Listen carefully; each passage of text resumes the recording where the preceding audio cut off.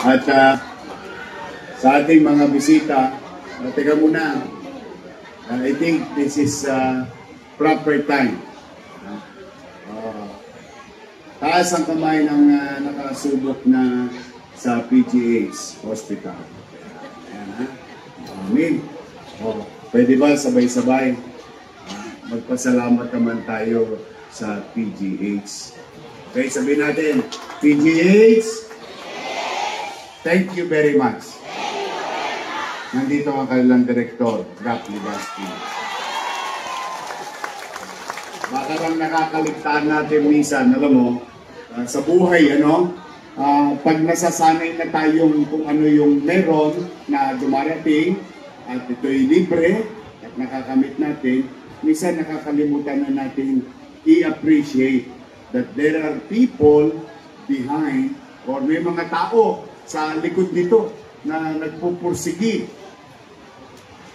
at ginagampanan ng kanilang tungkulin upang makapagbigay ng serbisyo, mano pa at lalo na sa may mga sakit nating kababayan.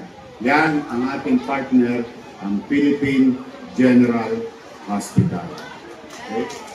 Sa ating DOH family, sa PhilHealth family, sa ating mga direktor ng ospital, ating Congressman Erwin Cheng, Director Bikwanan, at ang ating Barangay Chairman, Chairman Leana, at Chairman Cristo, ating Engineer Andres na hindi natutulog kasi matagal nakatenga yung ospital nyo, tumulog, inayos ni Andres.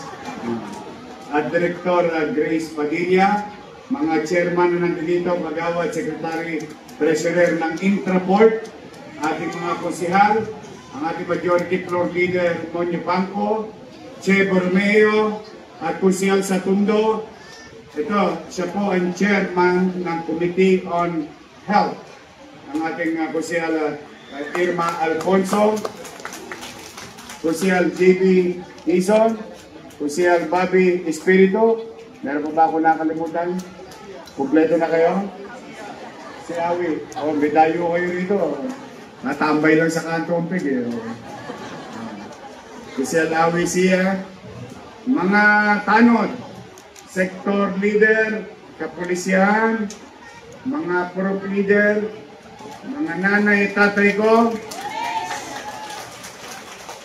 mga bisita namin, mga minamahal kong lolo't lola, inasin pa, I love you. Pasensya na kayo mga kabataan, ha. Alam nyo naman, spoiled na spoiled sa akin nga mga lolo't lola ko. At siyempre mga batang Maynila. Lahat kayo nandito sa Paseco, good morning! Those who have less in life must have more in law. Hindi po ako may sabi nun. Ang may sabi po nun, ayan, dati nating magaling na Pangulong Ramon Magsaysay. Today, we're showing, and at least, remembering those lines, pinaalala natin yung sinabi, sinalita ng ating dating Pangulong Magsaysay na pagmalasakitan ng higit ang mga tunay na nangangailangan. Nakatotoo ang isipin, I think, sa buong Pilipinas, pwede kong masabi na ito lang ang barangay na may sariling ospital. This hospital may serve at least 80,000 people from Intraport to Paseco. Yan. Isang kembot nyo lang. Sabi nga ni Congressman Erwin kanina, marami at totoo ang insidente na ang may sakit hindi na umabot sa gut.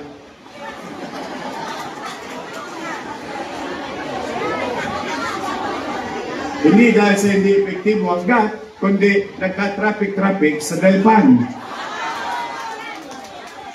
Tama ba? Konti na lang hininga, hindi pa umabot. O mano pa, pupunta all the way to ospital ng Maynila. Kaya, hindi ko masabing mapalad kayo, pero kung kakailanganin ninyo, isang tempot nyo lang yung ospital ninyo dito sa Bato. Bakit natin ipinangalan kay President Corazon C. Aquino? Si President Corazon C. Aquino ay simbolo ng kalayaan ng ating bansa. Ito rin ay araw ng kalayaan ng paghihirap ng mga kababayan natin na kapag nangangailangan ng programang pangkalusugan, hindi na sila mahirapan. Layang-laya na kayo dahil nandito lang kapitbahay ninyo. To honor former President Corazon C. Aquino in our own little way, no matter what, ang politika, we always give credit where it's due. Now, sana kayo naman, mga naparito, alam po ninyo, may mga kwento na masungit ang nurse, masungit ang doktor. Ako na magsasabi sa inyo, ako na, para wala ng kalituhan. Lagi niyong isa sa isip at isa sa puso, tao din sila. Napapagod, napupuyat, nakukonsume. Alam mo na yung konsume? Yung mga taong gobyerno, hindi ginagampanan ng kanilang tungkulin, walang supply ang health center, walang supply ang ospital. Kahit gaano pa kadulubhasa ang doktor at nurse, experienced nurse, nothing they can do kung wala naman silang gamit. Tama ba? Tapos may problema pa sa bahay. Sinong wala? So what I mean is that, bakit ko yun ipinaalala sa inyo? We are all human beings. We make mistakes. Ako mismo, nagkakamali, natutumba, nadadapa. Walang perfecto. Pero, ang importante sa atin ay pag-uunawaan, pag-iintindihan. Bagay na ipagpasalamat natin kung anuman ang meron tayong isinagkalooban Diyos. Huwag natin hanapin ang wala. Ipagpasalamat kung ano ang meron. Ewan ko yun ang turo sa akin ng nanay ko. Hindi ko alam kung tinuro rin sa inyo ng nanay yun. So with that, pag ganoon ang mindset natin, magiging masayahin tayong tao. Bakit? Marunong tayong matuwa, makapagpasalamat sa mga bagay na meron tayo. So, maging mahirap. Maaaring lalating ko na sila dito. Except kaya yan. Hindi ko alam ang istorya ng buhay ni Chairman Diana. Pero sigurado ako sa mga naparito. Ako na mismo makapagsasabi, mahirap maging mahirap. Hindi dahil sa natutunan ko sa eskwelahan yun. Dahil yun ay dinanas. Kaya, mapapansin ninyo ang pamahalang lungsod pagbalik ng July 1, muling namahunan sa kanyang pamayanan at mamamayan sa pamamaraan, I think, ay mas epektibo. Investing into NBN, minimum basic needs, housing, education, healthcare, and jobs. Yung apat na yun, kung nakikita nyo mga palapalamuti, betching lang yun. pampasarap sa rekado. Ang importante, yung tunay na rekadong maipatupad ng pamahalaan kung paano patataasin ang antas ng pamumuhay ng tao. Doon ako. Yun ang tutunguhan ko. Doon ko kayo dadalhin. Loobin nawa ng Diyos. Nabigyan ako ng kakayanan at resources. Hindi ako titigil. Maswerte kayo sa 5th District. 2 ospital na kayo. O di ba nakita nyo yung ospital ng Maynila? O. Sa tulong ng PGH, sa tulong ng Heart Center, ang ating lungsod, na bagay na sana inumpa, na simulan 3 years ago, katulad ng ospital nyo, dapat 3 years ago na. Bukas yan. Sa September 8, sino ba dito maraming minahal? Kahit sa kamay na maraming minahal.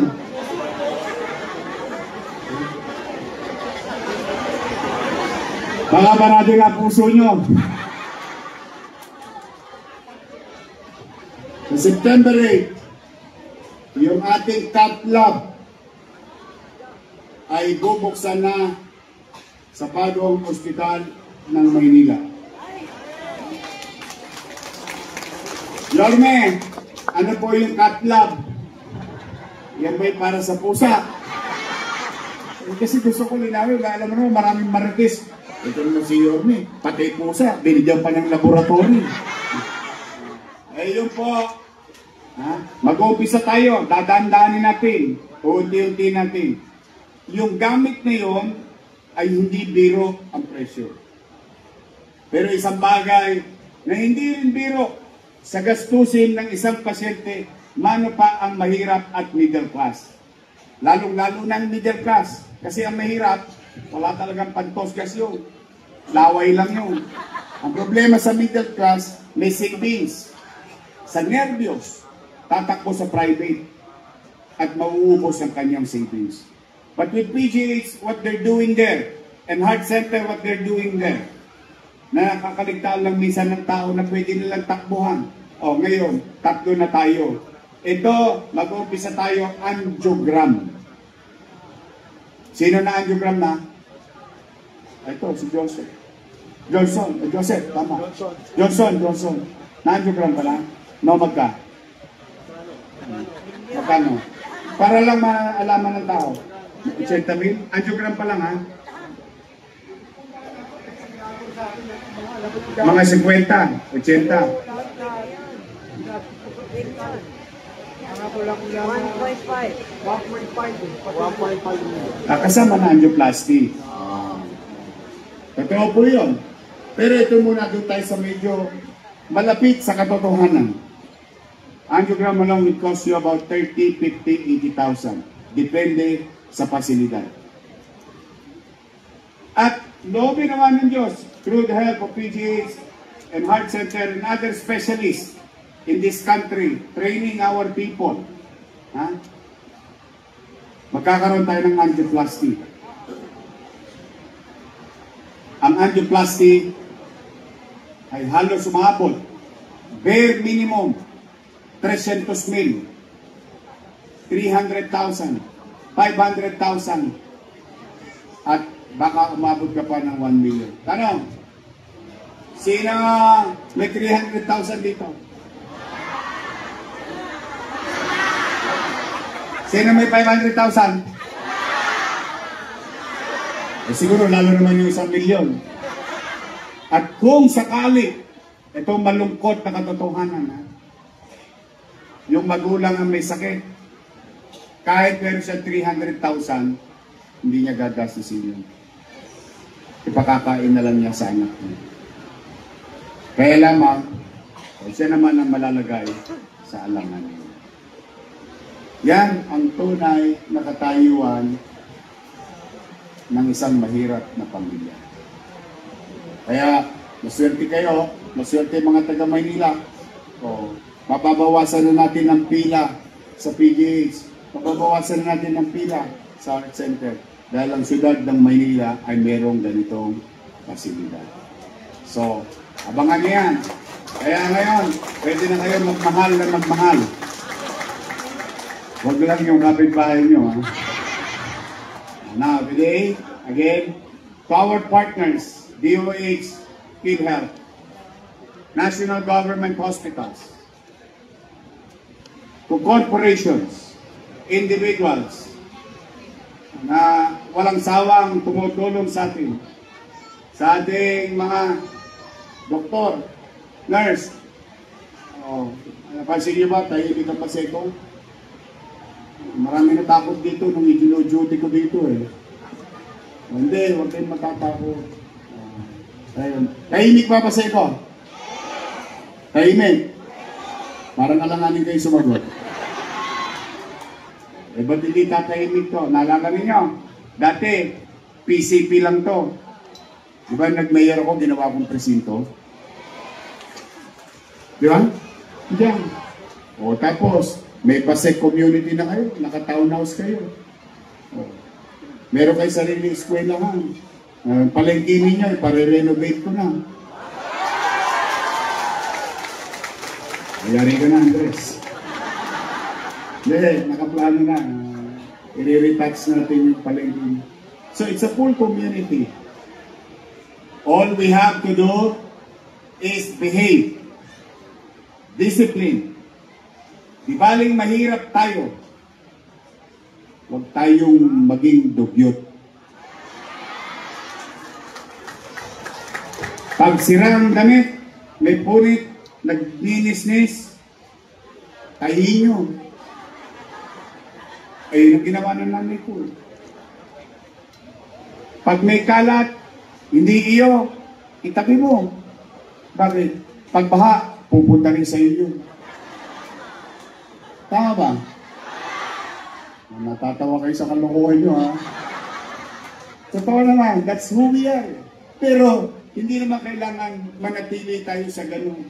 Gusto ko, laging moving forward. O sige, mahirap kami, pero tahimik kami dito.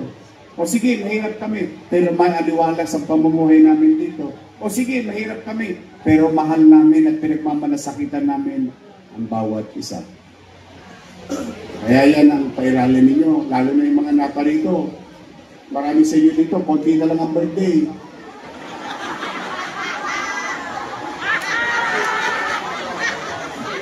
Huwag kayo matakot, punahin na lang yan. What I mean is, sa mga huling sandali natin sa mundong ibabaw, tayong mga nakatatanda, huwag susuko na gabayaan ng kabataan, gabayaan ng ating mga anak, ng maayos na pakikitungo, maayos na pag-iisip, maayos na pamumuhay para sa kanila. Tinataguyod natin sila, but at the same time, importanteng gabayan natin ang ating mga supling. Because pag nagpantay na ang paan natin, sila maiiwan sa lugar na ating kinalakihan.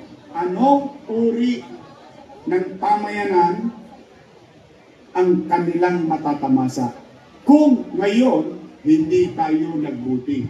Kung ngayon, hindi natin ginampanan ang kanya-kanya nating tungkulin sa pamilya, sa pamayanan, at sa pamalan.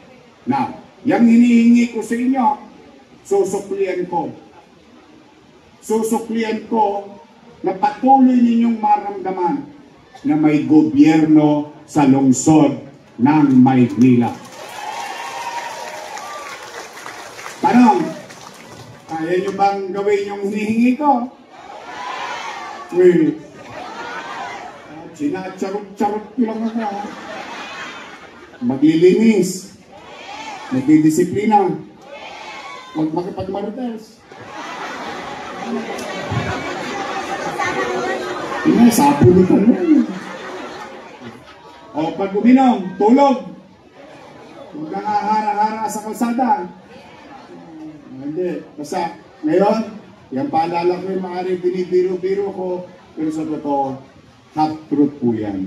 Personal kong request sa inyong lahat. ayusin nyo lang ang pamumuhay ninyo. Sila, ipakita natin sa labas ng Baseco na welcome silang pumasok dito sa ating komunidad at ligtas silang makakauwi. Tama ba? Kaya? Pwede? Naman. Oh, so ngayon, iaalay na namin sa inyo to. Ingatan ninyo pag malasakitan ninyo. As we progress and partnering ourselves with DOH, we will go and achieving all those requirements for this facility at 50 bed capacity, 24/7 fully operational emergency room, centralized medical gas system. Wala nang mamamatay na kuko ng nurse dahil nagulungan ng oxygen. Ang hirap nun eh. Minsan bumabagsak, naawa naman ako sa ating mga hospital workers. Maternity department, OPD, surgery and internal medicine, laboratory and central diagnostic, x-ray, radiology department, pharmacy, dietary department, male and female wards, 22 beds, isolation ward. Oh, sino na gusto mauna? May morgue. At least, malamig-lamig. Hindi ka napapawisan.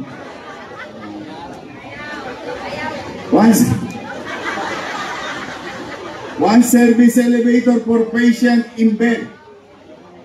Hindi mo na kakargahin. One passenger elevator with 10 persons capacity, emergency ramp, 7 nurses and 22 comfort rooms. Kalaunan, pag tayo nagbuti, bilang pamahalaan, o malay nyo, ma-achieve na natin, fully operational ang lahat ng yan under level 1 through the help ng ating DOH. So, sino mga bumi?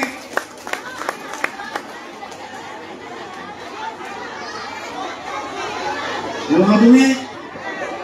Bungan. O yung kita pag tumawag, kita na ngalang-ngalang. Meron kayong get peace. Kung di man sa inyo, alagaan nyo yung anak nyo sa kapo nyo. Regular nyo ipacheck. Tingnan niyo ako, mapapansin niyo bang squatter ako? Kasi kahit asin, pinagtututbrush ko. Eh, sabi ng nanay ko eh, kusap-kusap. Ang pera, butbut mo sa asin. Tapos maligam-gam. Ayun, toothbrush, umaga. Awanin ko. Ingatan ninyo. Maganda naman na dito na may facility na. Ayusin din yun namin yung sarili at mga. So muli, maraming salamat sa ating mga bisita. Alam si Yuson, sa mga barangay ng Intraport. You can go here. You're welcome here. To everyone, ito, kami ni Chi Atienza at ng inyong Konseyo ng Maynila, Congressman Erwin Cheng, lahat ng mga halal ng bayan ninyo dito sa lungsod. Inaalay namin sa inyo ito. At nawa, maging patuloy na maging maayos at malusog at payapa ang pamumuhay dito sa Baseco. Mag-iingat kayo. I love you. At palain nawa kayo ng angkong may kapal. Manila! God first. Thank you.